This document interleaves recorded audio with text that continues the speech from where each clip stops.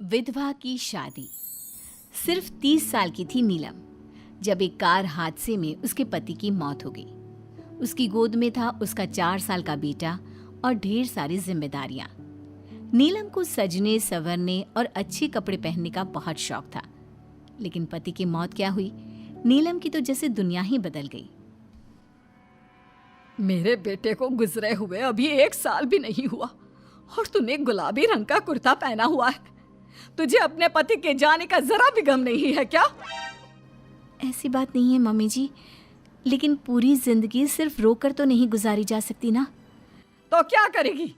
पार्टियां मनाएगी? अरे एक तो मेरा बेटा मर गया और तुम्हें कोई फर्क ही नहीं पड़ता। मम्मी जी, मेरा भी पति गया है और इस बात से मुझे कितना फर्क पड़ता है मैं आपको बता भी नहीं सकती। लेकिन अगर मैं रोती हूँ तो मेरा 4 साल का बेटा बहुत रोता है, अपने पापा को याद करता रहता है। उसे दिखाने के लिए ही सही मेरा ठीक से रहना बहुत ज़रूरी है। कुछ दिनों के बाद, मम्मी जी मैं नौकरी करना चाहती हूँ। लेकिन उसकी क्या जरूरत है? यहाँ घर में रह रहकर मेरा दम घुटता है। पूरा दिन मुझे अपने पति की याद आती है। कुछ देर के लिए ही सही घर से बाहर जाऊंगी तो शायद कुछ अच्छा लगे। ठीक है, जैसा तुम्हारा मन करता है वैसा करो, लेकिन ध्यान रखना ये ज्यादा चटक मटक रंगों के कपड़े पहनकर घर से बाहर जाने की जरूरत नहीं है, वरना दुनिया हमारे बारे में बातें करेंगी। अपनी सास की बात मानकर नीलम सफेद रंग के कपड़े पहनकर ऑफिस जाना शुरू कर देती है। ऑफिस में नीलम की एक सहेली बनती है दिव्या। नीलम, तुम हमेशा ये सफेद कपड़े पहनकर क्यों आती हो? दिखने में इतनी सुंदर हो, जॉब करती हो, तुम्हें अच्छे से रहना चाहिए। तुम्हें तो पता ही है, 1 साल पहले मेरे पति की मौत हो गई और इसीलिए मेरे ससुराल वालों ने कहा है कि मुझे सिर्फ सफेद कपड़े ही पहनने चाहिए, वरना लोग मुझे गलत समझेंगे। लोगों के हिसाब से तो अपनी जिंदगी जीना ही गलत है, लेकिन तुम कब तक ऐसे रहोगी? जो हो गया उसे भूल जाओ। मेरा भी बहुत मन करता है कि तुम लोगों की तरह रंगीन कपड़े पहनूं, अच्छे कपड़े पहनकर तैयार होकर रहूं, लेकिन फिर मोहल्ले वाले और रिश्तेदार मेरे बारे में उल्टी सीधी बातें बनाने लगते हैं। देखो, तुम जॉब करती हो, तुम्हें लोगों की बातों की परवाह नहीं करनी चाहिए। अगले दिन नीलम जाने के लिए तैयार होती है और रंगीन कपड़े पहन लेती है। ये देखकर नीलम की सास को गुस्सा आ जाता है। देखो बहू, तुम्हें समझाया था ना, अब तुम विधवा हो, तुम्हें ऐसे रंगीन कपड़े नहीं पहनने चाहिए। मम्मी जी, अगर मेरे पति की मौत हो गई तो इसमें मेरी क्या गलती? और सफेद कपड़े पहनने से आखिर क्या हो जाएगा? क्यों नहीं पहन सकती मैं रंगीन कपड़े? क्योंकि सफेद रंग विधवाओं के लिए बना है और तुम्हें रंगीन कपड़े पहनने का अब कोई हक नहीं है। तभी वहां पर नीलम की सहेली दिव्या आ जाती है। वो नीलम की सास की सारी बातें सुन लेती है। आंटी जी, विधवा होने का मतलब ये तो नहीं कि इंसान अपनी जिंदगी जीना छोड़ दे और रंगीन कपड़े पहन लेने से क्या हो जाएगा। एक विधवा लड़की बाकी के सारे काम तो करती है ना, खाना खाती है, घर के काम करती है, फिर रंगीन कपड़े क्यों नहीं पहन सकती? वो इसलिए ताकि विधवा होने के बाद किसी दूसरे आदमी की नजर में ना आए। अरे रंगीन कपड़े पहनेगी तो सुंदर लगेगी, फिर कल को आकर कहेगी मुझे दूसरी शादी करनी है, तब हम क्या करेंगे? हाँ तो ठीक है ना, इसमें गलत क्या है? एक विधवा को अपनी जिंदगी जीने का पूरा अधिकार होता है, नीलम को भी है। चलो नीलम, तुम यही कपड़े पहनकर मेरे साथ चलो। नीलम रंगीन कपड़े पहनकर अपनी सहेली दिव्या के साथ ऑफिस चली जाती है।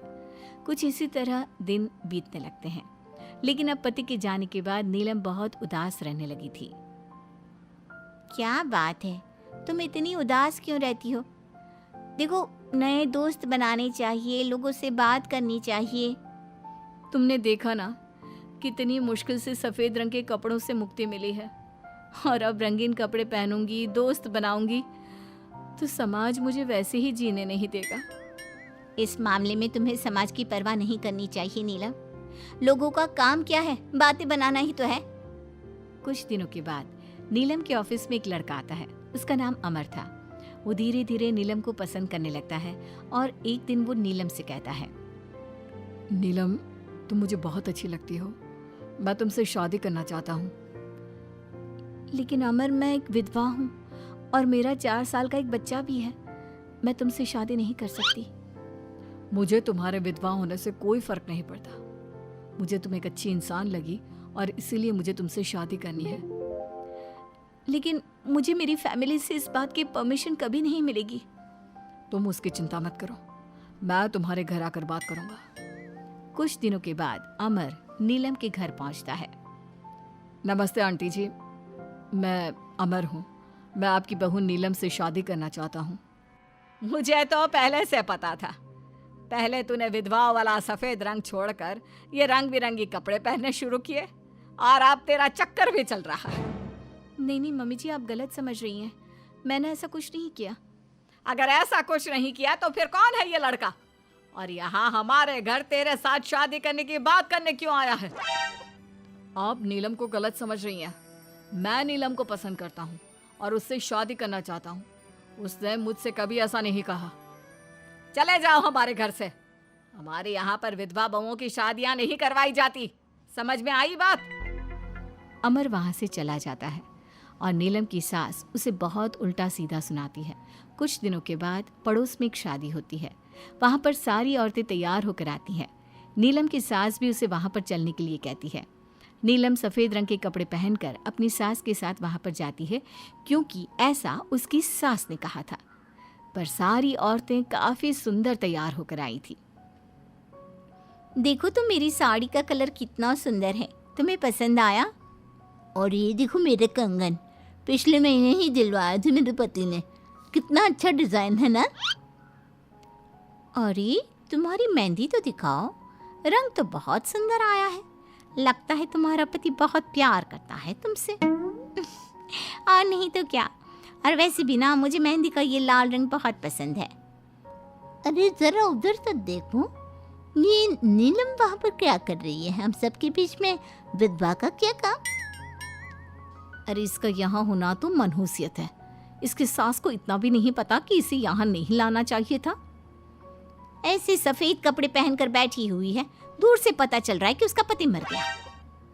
नीलम की सास ये सारी बातें सुन लेती है और फिर अपनी बहू के उदास चेहरे की तरफ देखती है। नीलम की सास को इस बात का एहसास होता है कि उसने अपनी बहू के साथ अच्छा नहीं किया। घर आने के बाद, नीलम, जरा मेरे पास आना बेटा। क्या हुआ मम्मी जी? मुझसे कोई गलती हुई है क्या? लो बेटा, बहुत सुंदर सुंदर और रंगीन साड़ियाँ हैं, ये सब तुम्हारे लिए। और सुनो, वो जो लड़का उस दिन घर आया था ना, क्या नाम था उसका? अमर। उसे कहना कि वो मुझसे आकर मिले। लेकिन अचानक क्या हुआ मम्मी जी? सब ठीक तो है ना? आप ये कपड़े मुझे क्यों दे रही हैं? और अमर से क्या काम है? बेटा, मेरे बेटे की मौत के बाद भी तुम मेरा इतना ख्याल रखती हो, नौकरी करती हो, पैसे कमाती हो।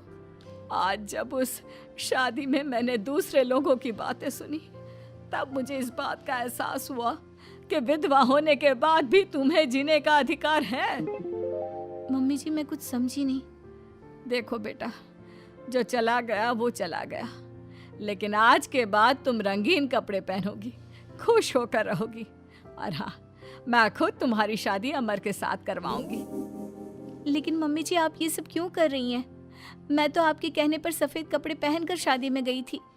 वही तो बेटा, मुझे अच्छा नहीं लगा। और ऐसा तो किसी किताब में नहीं लिखा कि विधवा होने के बाद एक लड़की को सिर्फ सफ़ेद कपड़े पहनने चाहिए। अगर तुम ससुराल में रहकर अपनी जिम्मेदारी उठा सकती हो, तो फिर अपनी जिंदगी में सारी खुशियों पर भी तुम्हारा अधिकार है। नाचने वाली से शादी। दिनेश एक बार अपने दोस्त अमर की शादी में उसके गांव गया। दिनेश और उसके दोस्त शादी में जमकर मजे कर रहे थे। अमर की शादी में एक नाचने वाली लड़की भी आई थी, जिसका नाम था अमृता। उसका नाच देखकर वो लड़की दिनेश को बहुत पसंद आ जाती है। जब वो लड़की शादी में डांस करके वहाँ से जाने लगती है, तो दिनेश उसके पास जाता है। देखो, तुम मुझे बहुत पसंद हो, तुम बहुत अच्छा डांस करती हो। जी शुक्रिया, डांस की बात तो सही है, लेकिन आप मुझे पसंद करते हैं, ये बात समझ में नहीं आई। इसमें समझना कैसा? मैं तुमसे शादी करना चाहता हूँ। हाँ आपको पता नहीं क्या, मैं नाचने वाली हूँ और हम जैसी लड़कियों से कोई शादी नहीं करता। बहुत लड़के आते हैं तुम्हारी तरह बातें बनाने वाले, शादी के प्रपोजल्स लेकर लेकिन शादी कोई नहीं करता। कौन करेगा मुझसे शादी? मैं सच कह रहा हूँ, मैं सच में तुम्हें बहुत पसंद करता हूँ और तुमसे शादी करना चाहता हूँ। मुझे तुम्हारी बात पर बिल्कुल भरोसा नहीं। अगर तुम सच में मुझसे शादी करना चाहते हो तो अपने माँ बाप को साथ में लेकर आना। मैं तुम्हें यहीं इसी गांव में मिलूंगी, ये मेरा पता है। शादी होने के बाद दिनेश अपने घर लौट आता है। अपनी माँ के पास जाकर कहता है, माँ, मैं अमृता नाम की एक लड़की को बहुत पसंद करता हूँ, उससे शादी करना चाहता हूँ। अरे बेटा, लेकिन ये अमृता है कौन? किसकी बेटी है? कैसा घर बार है, कुछ बताओ भी। बस सीधे आकर शादी की बात कर रहे हो। वो क्या है ना, वो लड़की एक नाचने वाली लड़की है। मेरे दोस्त अमर की शादी में मैंने उसे नाचते हुए देखा था। क्या? नाचने वाली लड़की? नहीं नहीं नहीं, नाचने वाली लड़की को हम अपने घर की बहू नहीं बना सकते। लेकिन माँ, मैंने उससे वादा किया है, मैं उसी से शादी करूंगा। वादा करने से पहले अपने माँ बाप से पूछना जरूरी नहीं समझा? किसी भी नाचने वाली को ऐसे शादी का वादा करके चले आए? लेकिन पापा, एक बार आप उससे मिल तो लीजिए, क्या पता आपको भी वो पसंद आ जाए। दिनेश के माँ और पापा दिनेश और अमृता की शादी के लिए तैयार नहीं होते। एक दिन दिनेश के मम्मी पापा अपने गांव से बाहर कहीं जा रहे होते हैं। तभी अचानक से एक गाड़ी वाला दिनेश के पापा के स्कूटर को टक्कर मारकर चला जाता है। दिनेश के मम्मी और पापा दोनों सड़क पर घायल होकर गिर जाते हैं। तभी वहां अमृता आती है। अरे अंकल आंटी, आपको तो बहुत चोट लगी है, चलिए मैं आपको हॉस्पिटल लेकर जाती हूँ। अमृता दिनेश की मम्मी और पापा को हॉस्पिटल में एडमिट करवा देती है और उनका ख्याल रखती है। जब दिनेश हॉस्पिटल पहुँचता है, अमृता, तुम यहाँ क्या कर रही हो? तो क्या ये तुम्हारे मम्मी पापा हैं? वहाँ सड़क पर उनका एक्सीडेंट हो गया था, इसलिए मैं यहाँ हॉस्पिटल में लेकर आ गई। क्या ये वही लड़की है बेटा जो तुम्हें पसंद थी? हाँ माँ, यही तो है अमृता, जिसके बारे में मैंने आपसे बात की थी। हमारी सोच गलत थी। ये लड़की तो बहुत अच्छी है और हम तुम्हारी इससे शादी करवाने के लिए अब बिल्कुल तैयार हैं। उसके बाद दिनेश और अमृता की शादी हो जाती है। अमृता एक नाचने वाली थी और इसलिए वो किसी भी तरह की आवाज़ पर नाचना शुरू कर देती। एक दिन जब वो किचन में खाना बनाते वक्त झूम झूम कर नाच रही थी। अरे बहू, तुम यहाँ किचन में खड़ी होकर डांस क्यों कर रही हो? यहाँ कौन सा गाना बज रहा है? मम्मी जी, वो कुकर की सीटी का म्यूजिक है ना, बस उसी पर डांस कर रही थी। आप भी सुनिए ना, कितना अच्छा म्यूजिक है। अरे अब कुकर की सीटी पर कौन डांस करता है? अजीब नाचने वाली बहू मिली है।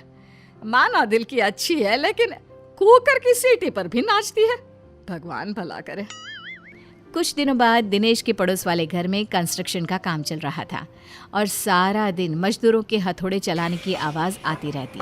उस आवाज़ की वजह से अमृता घर का सारा काम छोड़कर डांस करती रहती।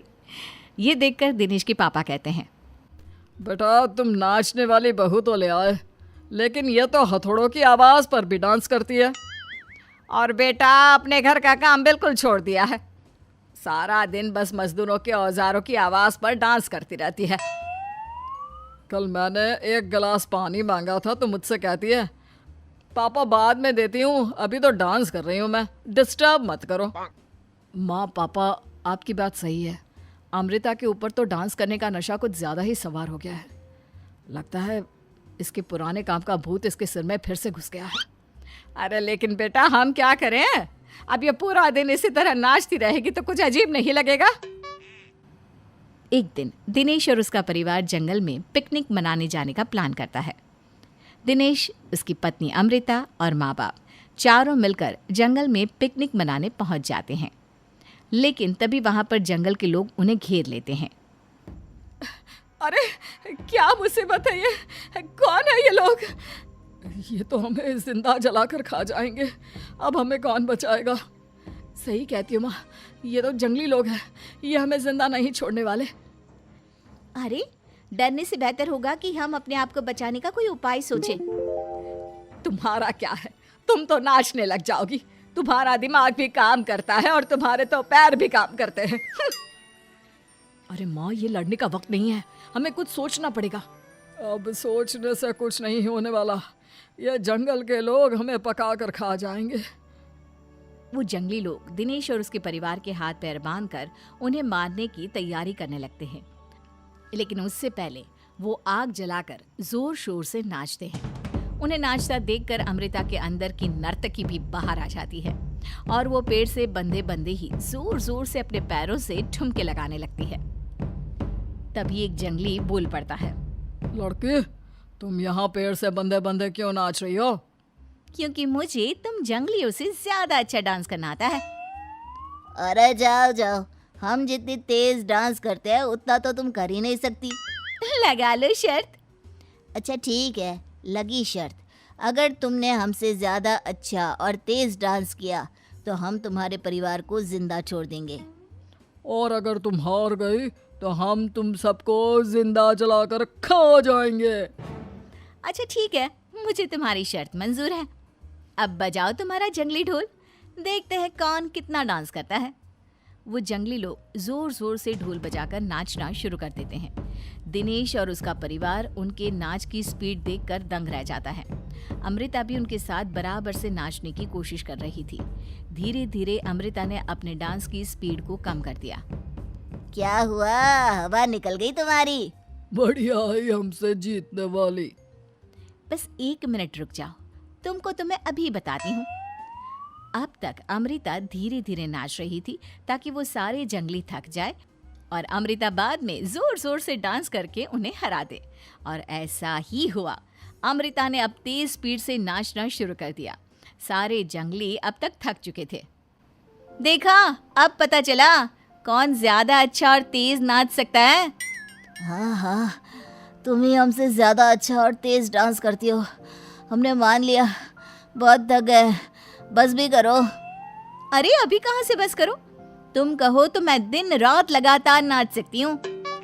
हम तुम्हारे आगे हार मानते हैं, तुम अपने परिवार को लेकर यहाँ से चली जाओ। देखा माँ, आज नाचने वाली बहू ने हम सबकी जान बचा ली।